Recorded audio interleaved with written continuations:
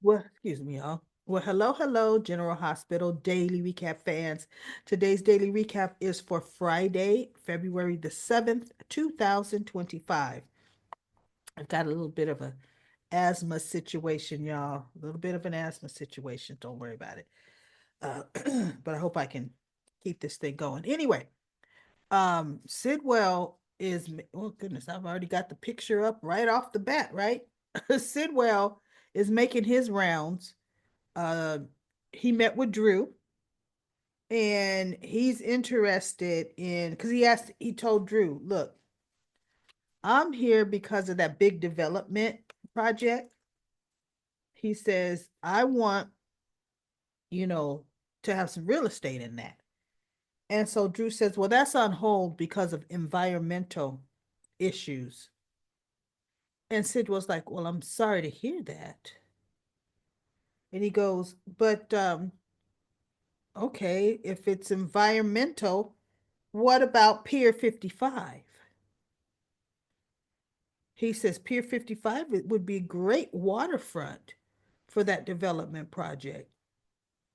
And Drew thought about it. He goes, well, Sonny Corinthos owns a building, excuse me, near Pier 55. It's that block away, right? And Sidwell says, well, he's like, and I don't think he's going to sell. Sidwell says, well, if it's for the sake of the city and the project is going to benefit Port Charles, you can always use eminent domain and seize the property. And Drew sat back and he said, I hadn't thought about that. He's thinking, oh, because Jason's working out of that car, the warehouse. Oh, he would love that, right? And he goes, and if financing is an issue, I would be happy to be a sizable investor in that project. And Drew says, oh, I'll keep that in mind.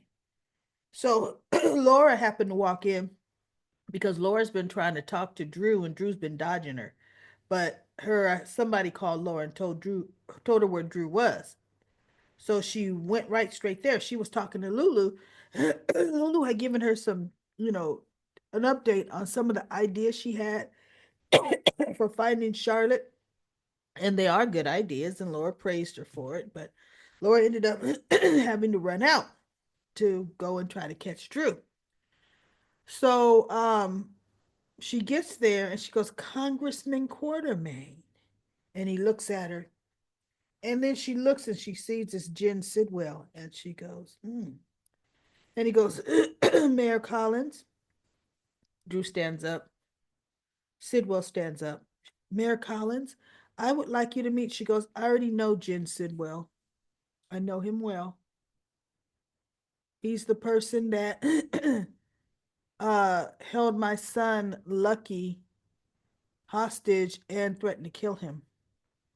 And Sidwell, no, goodness, my accounting of that whole incident is completely different than his. People see things different ways. And Laura just looks at him. And he goes, Congressman Quartermain and I were having a very interesting discussion. And Drew actually didn't want Laura privy to it, right? Drew looked at Sidwell and he goes, Mayor, please have a seat. You can hear the being on the conversation. So Laura looked at Sidwell. She looked at Drew. She says, I don't mind if I do. So she sits down and I think it's Drew says, Mr. Sidwell has given a suggestion because the development project is on hold because of environmental issues. He gave a suggestion that we relocate the project to Pier 55. Laura knows exactly whose pier that is, right? So Laura looked at Drew and she says, any plans that you come up with, You make sure you submit a written report to my office, Congressman Quartermain, because I want to take a look at it. And Drew looks at her, right? Of course, Mayor, right? So Laura gets up and she goes, and let me advise you, be careful doing business with this man. And Laura leaves and Sidwell's like, you know he is. Like he's a little court gesture. Hey, right? And Drew is just looking, and for one, it's like, why didn't you keep your damn doggone mouth shut? Right? The mayor didn't even need to have wind of it.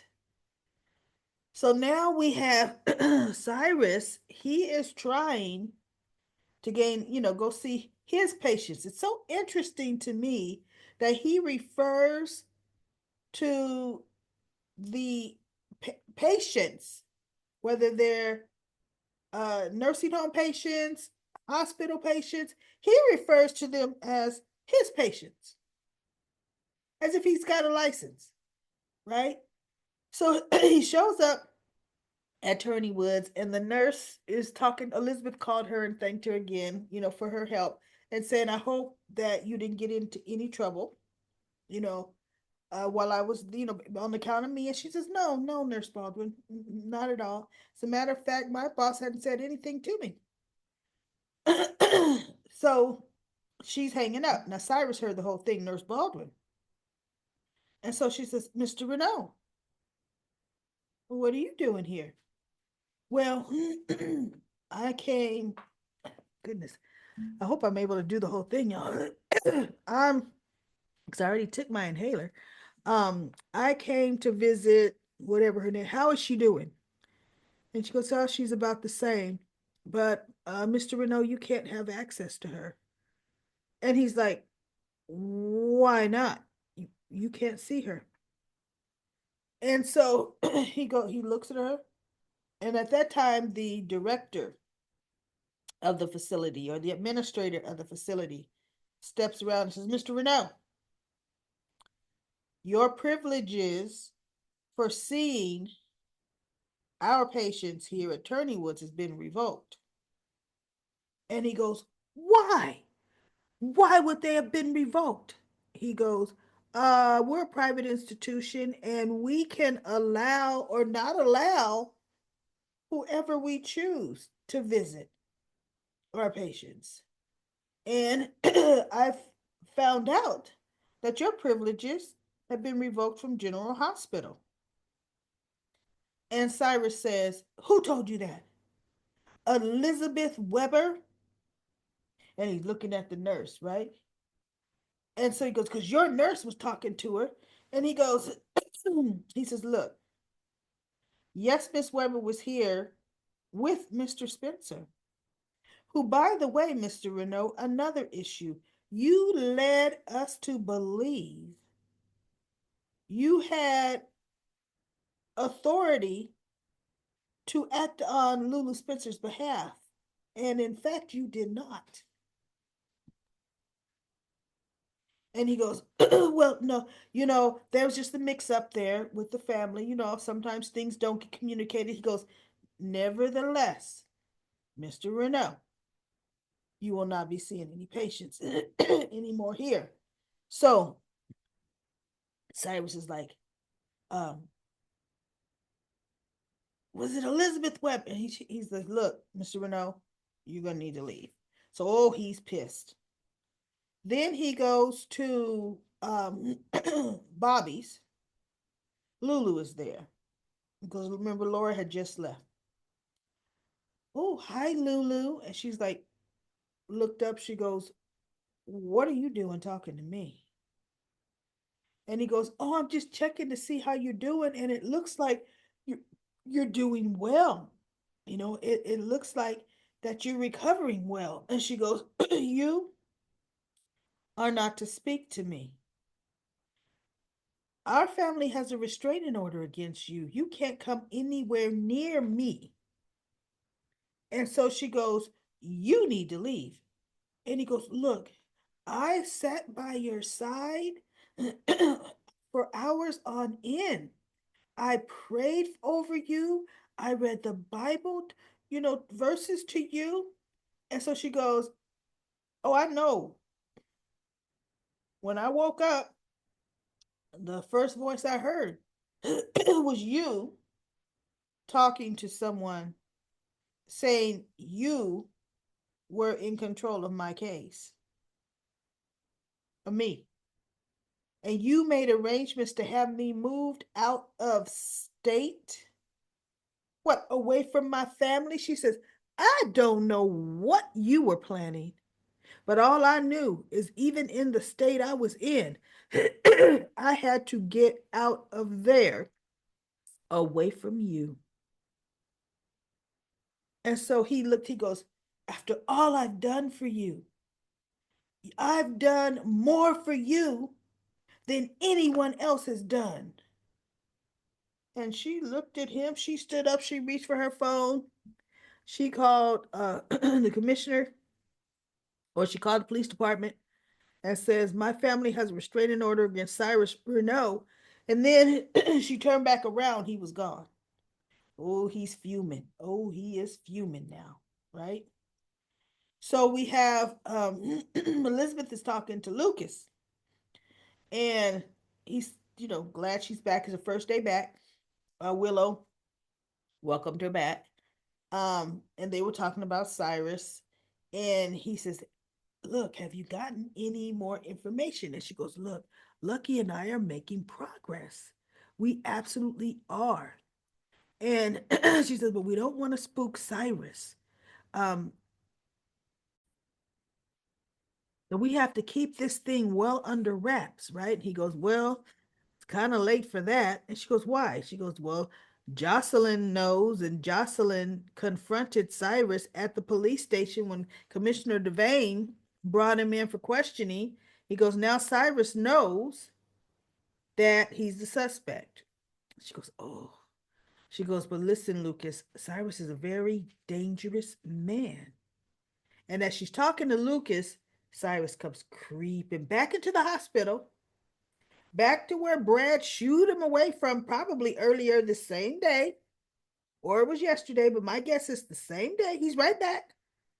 And he's creeping and he's looking and he's seeing Elizabeth talking to Lucas. See, he's going to target Elizabeth next.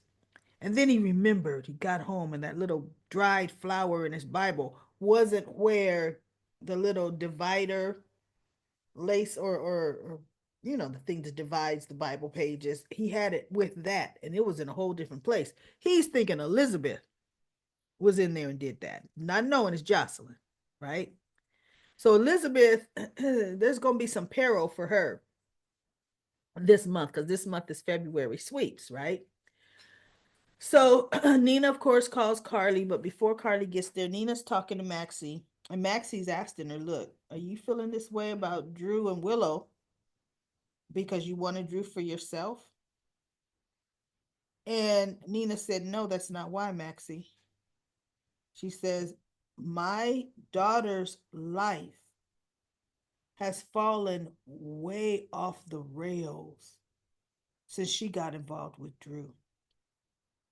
Way off the rails. And, I was hoping she would stay at the Quartermains. And Maxie's like, wait, what? You're not happy she's back with you? She goes, look, I always want my daughter and my grandchildren with me. But she was better off on the Quartermain estate where Drew was banned. And if he had any access, it would be very limited. She goes, now that she's at my house, Drew could show up at any time and there is nothing I can do to stop it. And so Maxie says, well, Nina, one thing you're going to have to realize, Willow's an adult. And you've done things, I've done things that we're not proud of. Nobody could tell us any different. We did them anyway. She said, Willow is no different. She is going to make her mistakes, and they're going to be her mistakes to make. And so Nina says something about, well, something or other about Happy Drew doesn't have his own place or something because he'd be trying to take Willow with him. And so Maxie says, well, he does have a house in escrow. I'm surprised Maxie didn't say 5 bedroom, 6 bathroom. I'm surprised that didn't come out of her mouth, right? And Nina said, what? She goes, yeah, Drew's buying a house. He's actually asked me to find a decorator for him for the house. And she goes, I know you turned him down. She goes, no. She goes, Maxie, how could you? How could you help Drew? She goes, look, I'm Switzerland right here. I'm not taking nobody's sides, period. He asked me to find a decorator. I'll refer him to somebody. And so Willow says, you know what, Maxie? I might be able to use that. Because she told her Carly's on her way over. She goes, what's Carly coming over here for? She goes, I want Carly and I to work together to break up Willow and Drew. And Maxie said, okay, that could be a dangerous game. And you two are a dangerous pair, right? So anyway, um, Carly comes in. She was listening because she goes, oh, well, Maxie was saying everybody's made questionable mistakes. And so she's like, about you and when you broke up Corinthos's marriage, Sonny and Carly's marriage. And Carly was at the door. And she goes, what's this I hear? And so Maxie says, oh, on that note, I'm going to leave. So she gets up and she leaves. And Willow says, hi, Carly, thanks for coming. And she apologizes. She what Maxie was talking about. She goes, I want to break up Drew and Willow. And Maxie was reminding me of my part in breaking up your marriage to Sonny. And I want to, sincerely apologize. Whatever she said to Carly. And Carly's like, well, I never thought I'd hear you admit that, that you were wrong. And she goes, yeah, you know, and now I'm seeing this done to my daughter. She goes, Drew has to be stopped. And Carly says, look, I want Drew stopped probably more than anybody. I just had a huge fight with Drew at the Metro Court, and it didn't help. He says, and she goes, it probably made things worse. And Nina goes, well, yeah, Willow moved back in with me. Carly didn't know that, right? So Carly says, yeah, see? So there's nothing. She said, Carly, Drew is a danger for us. And he's taking Willow, he's blowing up her life. And Carly says, Nina, what I don't like about this is Willow has the power to ban us from seeing our grandchildren. I thought the grandchildren were the most important things to you. She goes, they are, Carly. I will do anything for my daughter. And when she said that, I thought, except for tell her you were sleeping with Drew. So you won't do anything, Nina. You won't do anything. You'll only do some things. And you want to ally so that all the blame won't be on you if it blows up. And so Cardi says, you know what? No, I'm going to just sit this one out, Nina. And Carly gets up. She goes, so what happens when Drew takes Willow and our grandchildren and moves them in with him? Carly stops at the door and she turns and she looks at Nina. She goes, he has a house in escrow, Carly. And Carly looked. She goes, what if I were to tell you that we could have access to that house before it closes? And Carly just looks at her. because she knows if Drew gets Willow moved in with him, oh, they won't be seeing the kids.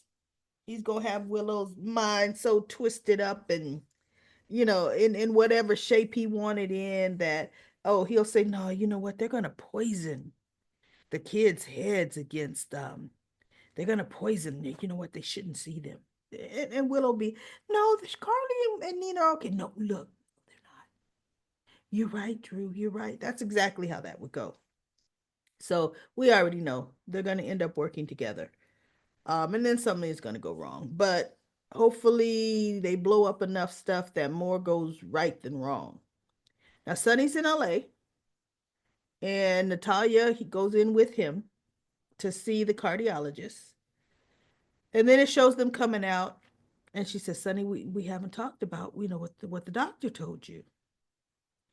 Now what struck me as strange is I thought, and we ain't talking about it in this waiting room with a bunch of other patients, right? Yeah, doctor's patients. But they stopped by the door and she goes, Sonny, he said you need a pacemaker and to be on medication. Sonny goes, I know. He goes, but I've got to find out who put that firebomb in my place. I've got to, and then he named something else. I got to find that person. I got to get things settled down. And then I will take care of this situation. She said, but Sonny, he said, you've only got 3 months. You got to have this done within 3 months. And he goes, yeah, so I got to get to work. And he's like, thanks for coming with me. And she goes, well, and you know what? When it's time for you to have the pacemaker installed, I'll be right there with you too. So they go outside. They leave. Then it shows a man getting up in the waiting room and he walks out. And I looked at him, I thought, that looks like that's one of Sidwell's men, right?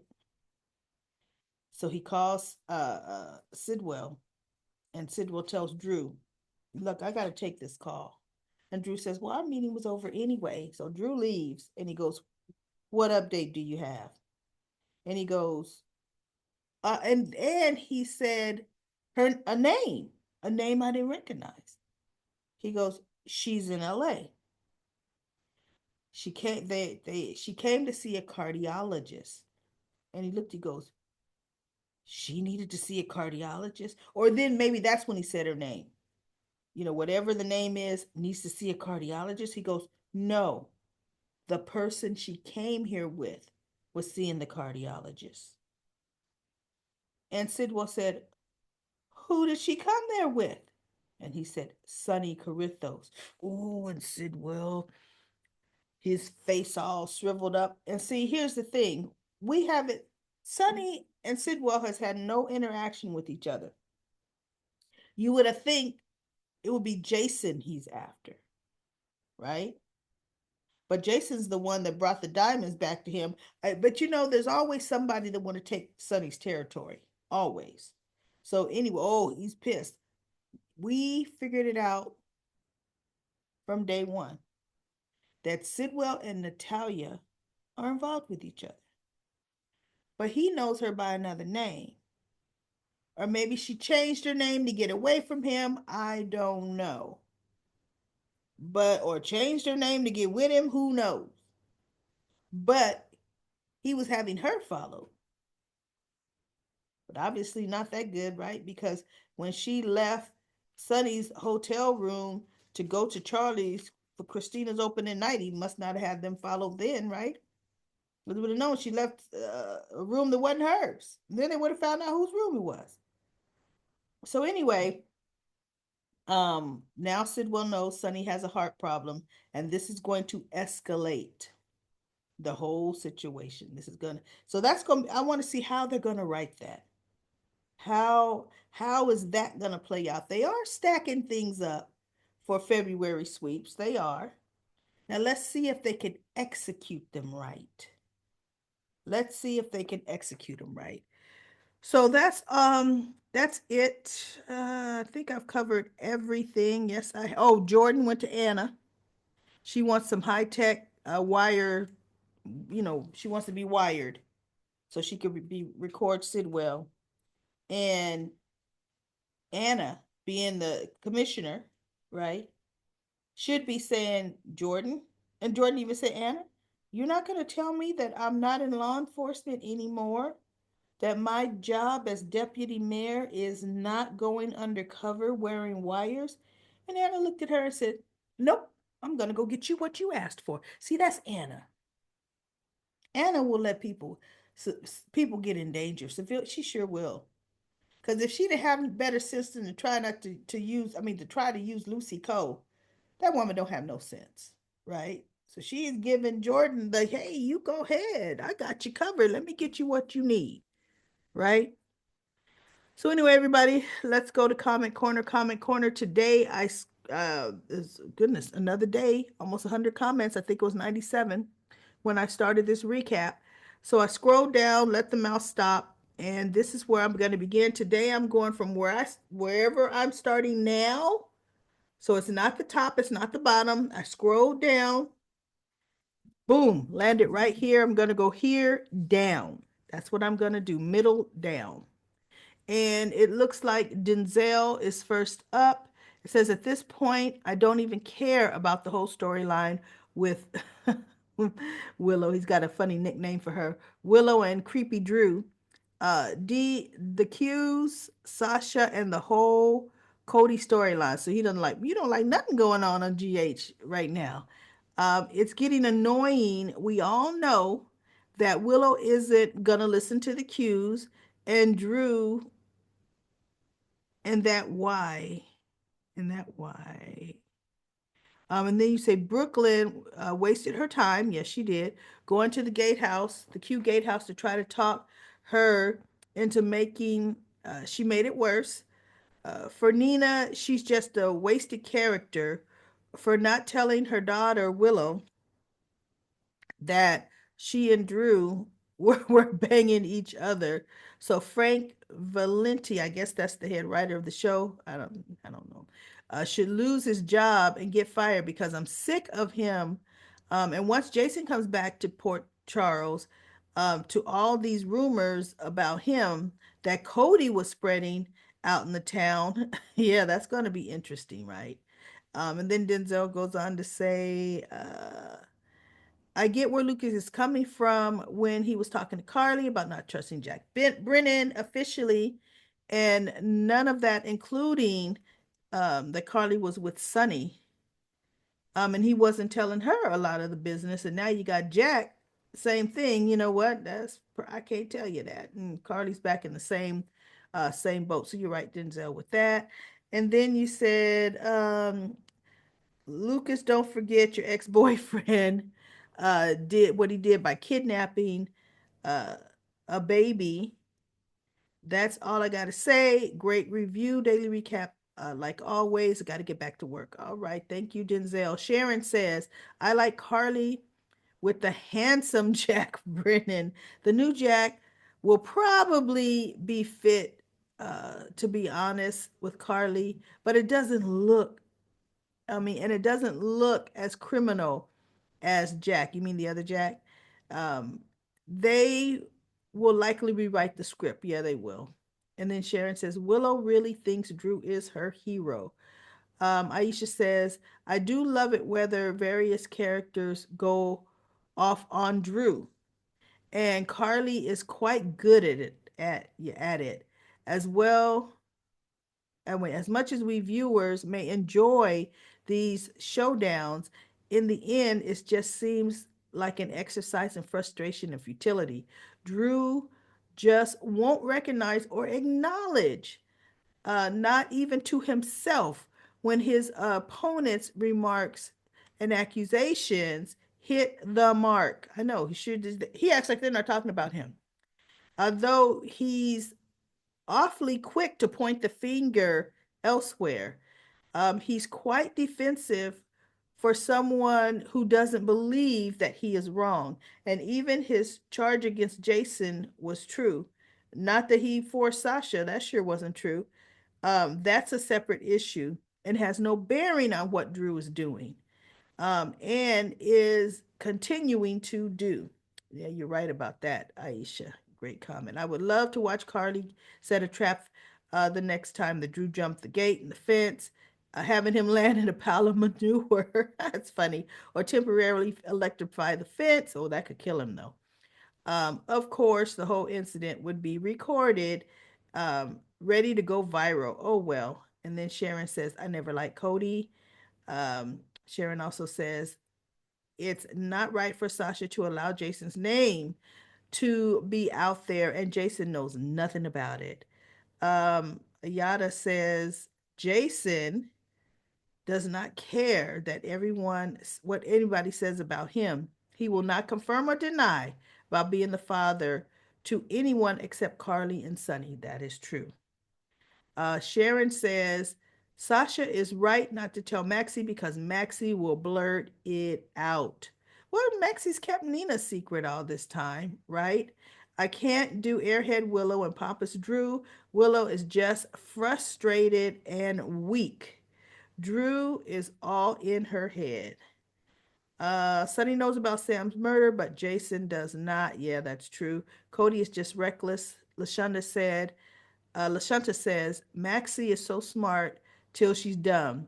If she can't see through Drew, uh, she can't see through, she can't see through Drew. And then no, Alexis said not to tell Jason. Everybody knows except him. Mm. Angela says the best way to handle Drew is for Jason to renege on allowing him to keep the funds that enabled him to buy Aurora. Those funds rightfully belong to Jason.